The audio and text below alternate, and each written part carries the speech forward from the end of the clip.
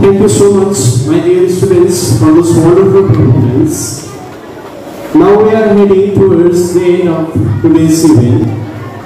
Last but not the least, I would like to request our today's chief guest, Sir Professor Syamal Paul, Assistant Professor of Ramnagar College, Kanti, Mednapur, to be here on the stage and share some few words among us.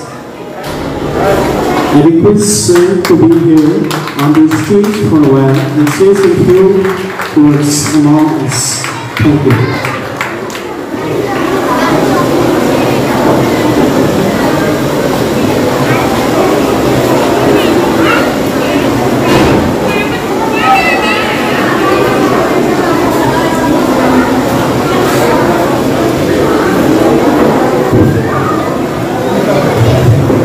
जय हिंद जय हिंद जय हिंद भारत माता की भारत माता की भारत माता की वंदे वंदे वंदे आज के एपीजे अब्दुल कलाम मेमोरियल स्कूले उपस्थित सभापति अन्यान्य शिक्षक शिक्षिका एवं उपस्थित छोट छोट भाई और बोनेरा आज के 78तम स्वाधीनता दिवसे जो समस्त परफरमेंस करलाम खूब सुंदर भावे भारत भक्ति देशभक्ति एवं किछु सामाजिक दायित्वेर विषय तुले धरेछि। आज के আমরা স্বাধীনতা দিবস পালন করছি, তো এই স্বাধীনতা কোথা থেকে আসলো বা আমরা পরাধীন বা হলাম কেন, তো সেই ইতিহাস সম্বন্ধে আমাদের জানা দরকার। আমাদের দেশ ভারতবর্ষ আমরা সবাই জানি এটাকে সোনেকে চিড়িয়া বলা হতো, অর্থাৎ সারা বিশ্বের মধ্যে যত প্রাচীন সভ্যতা আছে তার মধ্যে ভারতীয় সভ্যতা অন্যতম।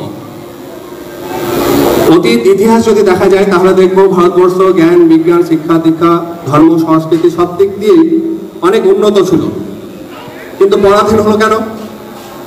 আমরা জানি যে প্রায় 200 বছর ইংরেজরা ভারতবর্ষে রাজত্ব করেছে। তারা কিন্তু প্রথমে এখানে রাজত্ব করতে আসেনি।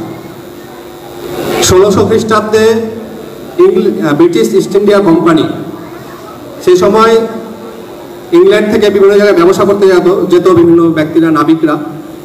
তো ইস্ট ইন্ডিয়া কোম্পানি মাত্র 15 বছরের সনদ নিয়ে ভারতবর্ষে ব্যবসা করতে এসেছিল, কিন্তু এই ব্যবসা করতে এসে ভারতবাসীর যে উদারতা সরলতা এবং অতিথি দেবভব যে চিন্তা সেইটার সুযোগ নিয়ে তারা ধীরে ধীরে এখানে ব্যবসার সাথে সাথে শাসন শোষণ শেষে অত্যাচার করতে শুরু করলো। বিভিন্ন সময় বিভিন্নভাবে আমাদের এই দেশের উপরে আঘাত তারা নিয়ে এসেছে। প্রথম যে স্বাধীনতা সংগ্রাম, আজকে আমরা স্বাধীনতা দিবস পালন করছি, কিন্তু প্রথম যে স্বাধীনতা সংগ্রাম 1857 সালে সারা ভারতবর্ষের লোক বুঝতে পেরেছিল যে ইংরেজরা ভারতবর্ষে এসে আমাদের উপরে আর যে শাসন করার প্রচেষ্টা করছে সেটা আগামীতে ভয়াবহ হতে পারে। সেজন্য 1857 সালে সিপাহীদের নেতৃত্বে প্রথম স্বাধীনতা সংগ্রাম শুরু হয়। তারপরে বিভিন্ন সময় বিভিন্ন রকমভাবে ভারতের বিভিন্ন মহাপুরুষ স্বাধীনতা সংগ্রামী বিপ্লবী তাদের রক্ত দিয়ে তাদের জীবন দিয়ে বলিদান দিয়ে আমাদের এই দেশ স্বাধীন করেছেন। আমাদের এখানে বেশ কয়েকজনের ছবি আমরা দেখলাম, এখানে কিছু মহাপুরুষের বাণীও পাঠ করা হলো। যদি এখন সবার কথা বলা যায় তাহলে অনেক সময় লাগবে, আমরা সকাল থেকে এখানে অনেকক্ষণ ধরে অপেক্ষা করছি। কয়েকজনের ঘটনা আমরা বলবো। আজকে হয়তো আমরা 15 আগস্ট স্বাধীনতা দিবস পালন করছি, আমাদের সারা ভারতবর্ষের সকলের মধ্যে আজকে যে পরিমাণে দেশভক্তি আর প্রকাশ পাচ্ছে, সেই দেশভক্তি যাতে সব সময় থাকে, সারা বছর 365 দিন ইনটু 24 ঘন্টা সব সময় এই ধরনের দেশভক্তি আমাদের মধ্যে থাকতে হবে। তাহলে এই যে ভারতবর্ষের উপরে আর পরাধীনতায় নেমে এসেছিল, আগামীতে হাজার হাজার বছর ধরেও এই পরাধীনতা আসবে না। তো সেই দেশভক্তি জিয়ে রাখতে গেলে কি করতে হবে? আমাদের এখানে ছোট ছোট ভাইরা আছে, বোনেরা আছে, যারা পড়াশোনা করছি, তাদের আর এই ধরনের যারা দেশকে স্বাধীন করেছে মহাপুরুষ, যারা স্বাধীনতা সংগ্রামী, যারা বিপ্লবী, তাদের জীবনী সম্বন্ধে পড়তে হবে। তাদের জীবন কেমন ছিল, তারা সমাজের জন্য, দেশের জন্য, রাষ্ট্রের জন্য কি করেছে, এটা কিন্তু আমাদের সকলকে সারা বছর পাঠ করতে হবে। আমি আশা করি যে আমাদের এই বিদ্যালয়ের সিলেবাসেও এ ধরনের মহাপুরুষদের, স্বাধীনতা সংগ্রামীদের আর ইতিহাস, তাদের জীবনীও পড়ানো হয়। আমি দুই একজনের কথা বলবো যারা ছোটবেলা থেকেই আর জন্মজাত দেশভক্ত ছিল।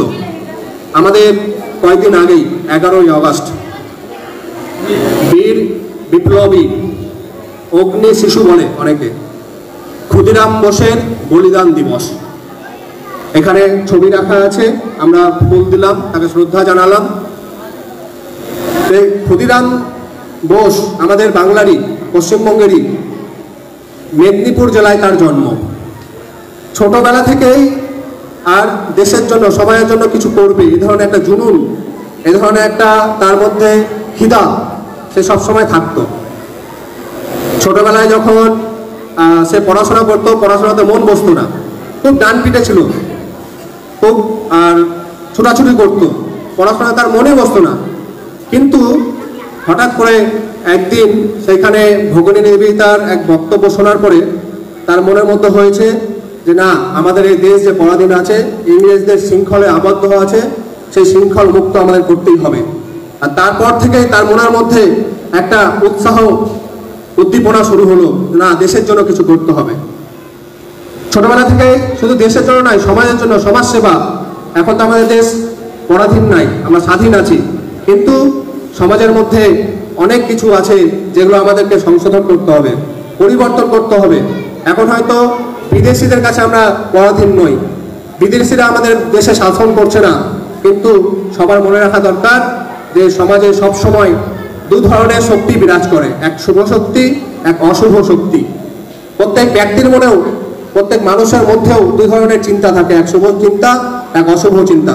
যখন শুভ চিন্তার উদয় হয়, বৃদ্ধি পায়, তখন সেই মানুষটি, সেই ছেলেটি ভালো কাজ করে। আর যখন অশুভ চিন্তা তার মধ্যে বেড়ে যায়, খারাপ চিন্তা বেড়ে যায়, তখন সে খারাপ কাজ করে। ঠিক একই রকম ভাবে সমাজের মধ্যেও চিরকাল অশুভ শক্তি যেমন আছে, ঠিক সেরকম অশুভ শক্তিকে পরাস্ত করার জন্য শুভ শক্তিকে সংঘবদ্ধ করতে হবে। সেজন্য আমাদের আজকের এই যে দেশ, সমাজ, সেই ক্ষুদিরাম যেটা অনুভব করেছিলেন যে সমাজের মধ্যে দারিদ্রতা, সমাজের মধ্যে আর যে অশিক্ষা, সেগুলোকে দূর করতে হবে। সেজন্য তিনি সমাজের অনেক কাজ করেছিলেন। তারপরে তার মধ্যে যে দেশভক্তি, সাহস, সে সাহস আমরা জানি সারা ভারতবর্ষে, বিশেষ করে বাংলায় কিংস ফোর্ট, সেই কিংস ফোর্ট অত্যাচারী শাসক ছিল, একজন জেলা শাসক। আর সে অকারণে ভারতীয়দের আর শাস্তি দিত, অত্যাচার করত। কেউ বন্দে মাতরম বললে, ভারত মাতাকে জয় বললে তাকে জেলে ভরে দিত, এরকম অত্যাচারী ছিল। কয়েকজন বিপ্লবীকে সে আর ফাঁসির আদেশ দিয়ে তাদেরকে মেরে ফেলেছে। আর সেই কারণে সে সময় পরিকল্পনা হয়েছিল যে তাকে আর হত্যা করতে হবে। আর সেই দায়িত্ব দেওয়া হয়েছিল ক্ষুদিরাম বোস এবং প্রফুল্ল চাকিকে। ক্ষুদিরাম বোস ছোট্ট ছেলে, মাত্র সে সময় 18 বছর বয়স। সে 18 বছর বয়সে সেই দায়িত্ব নিজের হাতে তুলে নিয়েছে।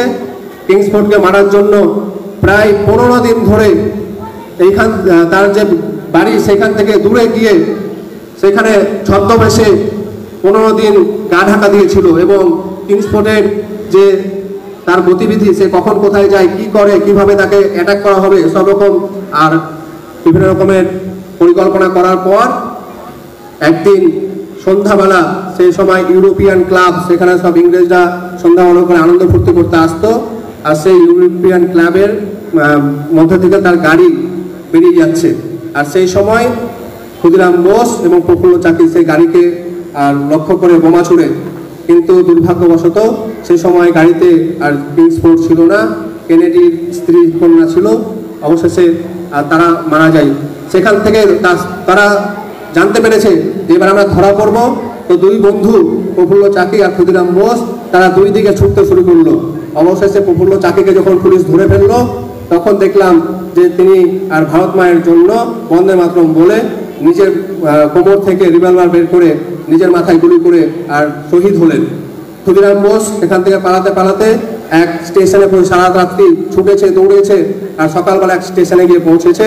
পৌঁছানোর পরে তার প্রচন্ড খিদা পেয়েছে, পিপাসা পেয়েছে, দোকান থেকে মুড়ি কিনে খাচ্ছে, জল খেতে যাবে দোকানে, আর সেই সময় দুই পুলিশ কর্মীর সাথে তার দেখা হয়।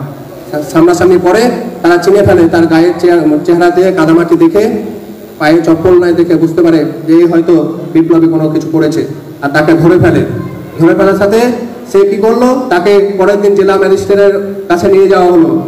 জেলা ম্যাজিস্ট্রেট তার যখন বিচার হচ্ছে তখন জিজ্ঞেস করছে যে তুমি কেন করেছো এটা?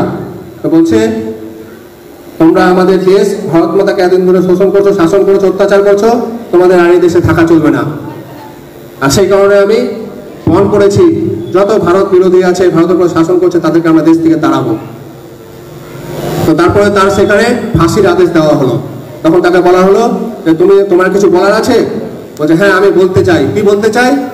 দেখো সেই সময় তাকে ফাঁসির আদেশ দেওয়া হয়েছে, তার মনের মধ্যে কষ্ট দুঃখ থাকা দরকার, কিন্তু সে কি বলছে যে না, আমি বোমা কিভাবে বানাতে হয় আমাকে একটা কাগজ আর কলম দিন, সেই বোমা বানানোর যে নকশা, সেই নকশা আমি এঁকে দেখাবো। তো তখন সেই জাজ বিচারক বলছে না, এটা তো করা যাবে না। ঠিক আছে, তাহলে আমাকে বোমা কিভাবে তৈরি করতে সেভাবে কিছু বলতে দিন। সাথে সাথে বিচারক তাকে বললো এখন এটা নিয়ে যাও, নিয়ে যত তাড়াতাড়ি পারো তার ফাঁসি দেওয়া হোক। সেখান থেকে নিয়ে গেছে, কারাগারে রাখা হয়েছে, জেল বন্দি করে রাখা হয়েছে। তো শেষ ইচ্ছা আমাদের আছে সবাই, যে শেষ ইচ্ছা মৃত্যুর আগে জিজ্ঞেস করে। তো সেই সময় ক্ষুদিরামকে জিজ্ঞেস করা হলো যে তোমার শেষ ইচ্ছা কি করতে চাও? তো তখন বলছে যে সকালবেলা আর যখন ফাঁসি হবে তার আগে আমি আমাদের গীতা পাঠ করে শুনতে চাই। তো সেই সময় এক পুরোহিতকে ডাকা হলো গীতা পাঠের জন্য। তো এসে দেখছে সকালবেলা ভোরবেলা ক্ষুদিরাম স্নান করে পরিষ্কার পরিচ্ছন্ন হয়ে ধ্যানে বসে আছে। মুখের মধ্যে কোনো চিন্তা নাই, কোনো কষ্ট নাই, কয়েক ঘন্টা পরে তার ফাঁসি হবে, কিন্তু কোনো ধরনের চিন্তা, কষ্ট, দুঃখ কিছুই নাই। সেই পুরোহিত এসে তাকে দেখছে, দেখে বলছে কি ব্যাপার, তোমার নাকি শুধু পরে ফাঁসি হবে, তোমার ভয় করে না, তোমার মৃত্যু ভয় নেই? তখন বলছে তুমি যেটা শোনাতে এসছো সেটা শোনাও। সেখানে বলা হয়েছে যে মৃত্যু কখনো আর আমাদের ছুতে পারে না, আত্মার কখনো মৃত্যু হতে পারে না। সেই জন্য আমার যত তাড়াতাড়ি মৃত্যু হবে আমি আবার জন্মগ্রহণ করব, আবার ভারত মায়ের জন্য, দেশের জন্য স্বাধীনতা সংগ্রামে আর অংশগ্রহণ করব, আবার বিপ্লবী আন্দোলন করব। এই ধরনের সাহসী আর একজন বিপ্লবী, শুধু এই একজন বিপ্লবী নয়, এরকম ভারতবর্ষে হাজারো বিপ্লবী, হাজারো স্বাধীনতা সংগ্রামী, যাদের জন্য আজকে ব্রিটিশদের কবল থেকে আমরা মুক্ত হয়ে স্বাধীনভাবে সারা ভারতবর্ষে নিজেদের ইচ্ছা খুশি মতো সমস্ত কিছু বলতে পারছি, করতে পারছি, আর নিজেদের আনন্দ উৎসব সমস্ত কিছু বজায় রাখতে পারছি। তো সেই জন্য আজকের এই বিশেষ দিনে এই ধরনের যারা বিপ্লবী আর সেই বিপ্লবীদের জীবনী পাঠ করা দরকার। সারা বছর ধরে আমাদের যে আগামী প্রজন্ম যারা আর ধীরে ধীরে নিজেদেরকে তৈরি করছে, আমাদের এই স্কুল একটা সুন্দর আর সামনে মোটোকে সামনে রেখে আর এগিয়ে চলেছে। এখানে লেখা আছে ড্রিম, বিলিভ অ্যান্ড অ্যাচিভ। অর্থাৎ আমাদের প্রত্যেক ছাত্রছাত্রীর মধ্যে এই যে চিন্তা, এই চিন্তাকে আর সামনে রেখে এগোতে হবে। বড় কিছু স্বপ্ন দেখতে হবে, যে স্বপ্ন আমার দেশের জন্য, আমার সমাজের জন্য, আমার পরিবারের জন্য গর্ব নিয়ে আসবে। আমাদের দেশের জন্য, সমাজের জন্য, পরিবারের জন্য, স্কুলের জন্য একটা আর সুনাম, খ্যাতি, সেই খ্যাতি নিয়ে আসবে।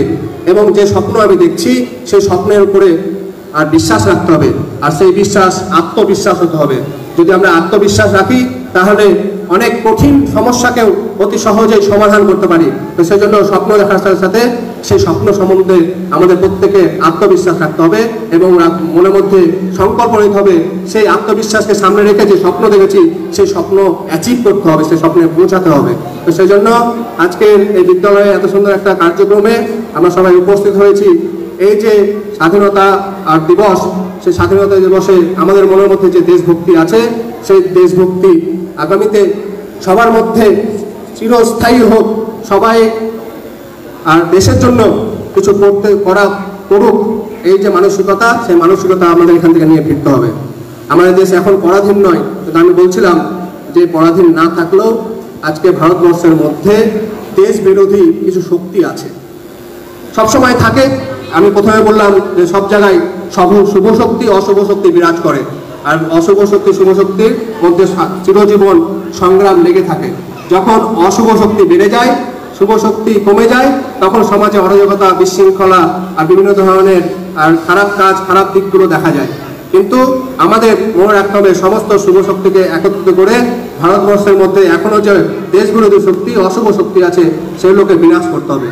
তার সাথে সাথে আমাদের মধ্যে বর্তমানে বিদেশি শক্তি আর হাবি না হলেও অশুভ শক্তির মধ্যে যদি উল্লেখ করি, তাহলে দেখব সমাজের মধ্যে খারাপ চিন্তা, সমাজের মধ্যে দুর্নীতি, সমাজের মধ্যে অসততা, সমাজের মধ্যে আর যে মিথ্যার প্রচার প্রসার, এই সমস্ত কিছুকে আজকের দিনে মনে করতে হবে এগুলো হচ্ছে আমাদের কাছে পরাধীনতা। তো সেজন্য আজকে আমাদের প্রজন্মকে, আগামী প্রজন্মকে এই যে পরাধীনতা আছে, সমাজের মধ্যে খারাপ দিকগুলো আছে, সেই খারাপ দিকগুলোকে আর বহিষ্কার করে সেগুলোকে দমন করে ভালো দিকগুলো, দেশভক্তি, সততা, রাষ্ট্রভক্তি, সমাজের প্রতি কিছু দায়বদ্ধতা, এই ধরনের ভালো কিছু সংকল্প নিয়ে আমরা এখান থেকে ফিরব। আমরা অনেকক্ষণ ধরে এখানে এই অনুষ্ঠানে অংশগ্রহণ করেছি। আরও অনেক কিছু বলা যায়, বলার ছিল, আরও অনেকের জীবনী বলা যেত, কিন্তু আমার সকলের কাছে আগ্রহ, বিশেষ করে এই স্কুল কর্তৃপক্ষ এবং শিক্ষক শিক্ষিকাদের কাছে, যে আজকে যেরকম আমরা সকলে আনন্দের সাথে উৎসাহ সহকারে দেশভক্তিকে সামনে রেখে স্বাধীনতা দিবস পালন করছি, ঠিক একই রকম প্রতিদিন এই ধরনের কিছু ছোট ছোট বিষয়, যারা স্বাধীনতা সংগ্রামী বিপ্লবী, তাদের জীবন কাহিনী গল্প আকারে ছোট ছোটভাবে আমাদের ভাই বোনদের, ছাত্রছাত্রীদের কাছে আমরা রাখবো। তাহলে আজকে যে অনুষ্ঠান করছি সেই অনুষ্ঠানের সফলতা আসবে। সকলকে আবার ধন্যবাদ, শুভেচ্ছা জানিয়ে আগামীতে সকলে স্বাধীনভাবে নিজের মুক্ত মনকে সামনে রেখে যে মোটো নিয়ে বিদ্যালয় চলছে, ড্রিম, বিলিভ এবং অ্যাচিভ, আর সেই মোটোকে সামনে রেখে সকলের সফলতা কামনা করে আজকের যে বক্তব্য, সেই বক্তব্য শেষ করছি। ধন্যবাদ। ভারত মাতা কি, ভারত মাতা কি, ভারত মাতা কি, বন্দে বন্দে বন্দে। ধন্যবাদ।